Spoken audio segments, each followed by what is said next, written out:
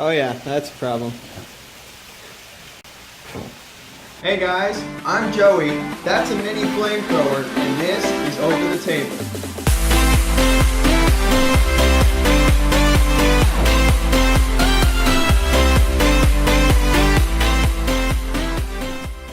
Welcome back to Over the Table. If you're not subscribed, go ahead and click that subscribe button down below. Today we've got a really fun project.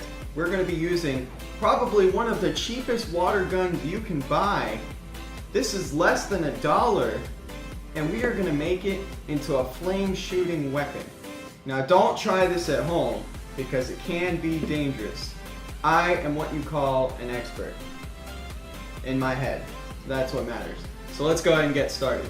Now to make this flame throwing water gun, what you're going to need is the cheap water gun. You probably can go for a more expensive water gun if you want better results. You're going to need some sort of scrap wire, it'll be useful, a paper towel to use as a wick, lighter fluid, which is going to be used as your fuel, and then tape to connect your wick onto your gun. So let's go ahead and get started with that. Now what you want to do with your paper towel is you want to fold it in half, fold it in half, fold it in half, keep folding it, and then what you've essentially got, if you fold it one more time, is just a thick wad of paper towel. So now what you're going to do is you're going to get your wire, place your paper towel on it, twist it around as tight as you can to maintain that paper towel's integrity. Keep everything nice and tight. You wrap around one loop and you can see that paper towel secure. Essentially what we are going to be doing is attaching this wire onto the gun here. This will be on fire, so that way when you shoot, you're going to be shooting over the flame, giving you a nice flamethrower.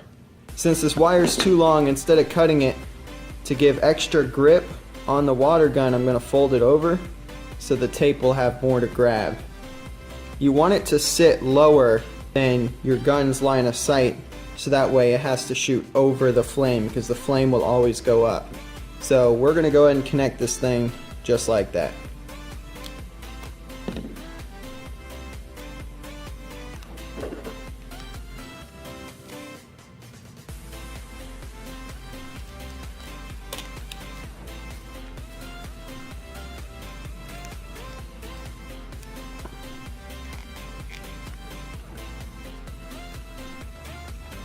Now once you have that on, nice and connected there, you've basically created your flamethrower. So now let's go outside, load it up, and give it a test. Now the filling process can be tedious. What you got to do is you got to take your cap off there, kind of hold it to the side.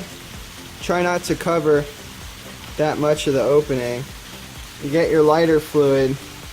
Try not to spill. Alright, so that is a completely full flame-throwing water gun there. Now what you also need to do is soak your wick in lighter fluid so that will burn as well. Now if you got anything on your hands, this is the time to go wipe off your hands. So my hands are wiped off so I don't catch on fire.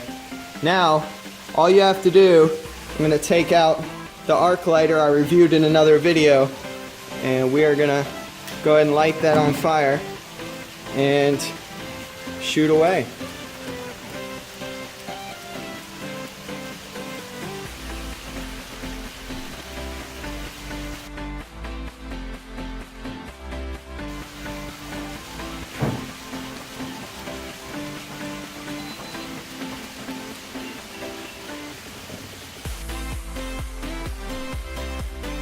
Let's go ahead and get the flame a little closer.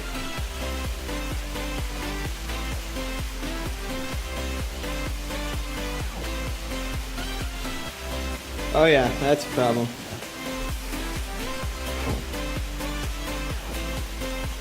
So yeah, we got a problem there. Didn't work. Yeah, that was a little dangerous.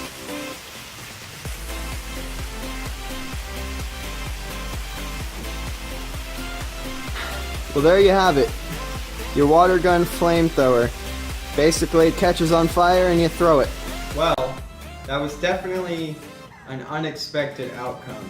I had previously done this with the same water gun and it worked. But obviously, if you don't have your flame at the proper distance and the proper height and the proper size, it's not going to work. But that's not the only reason it's not going to work.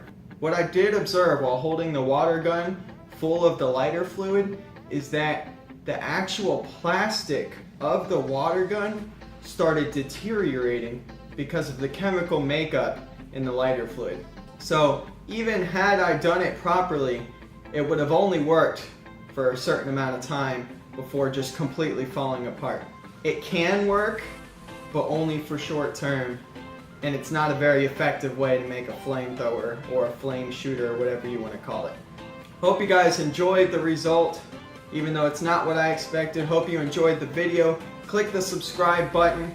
Have a great day and don't get shy.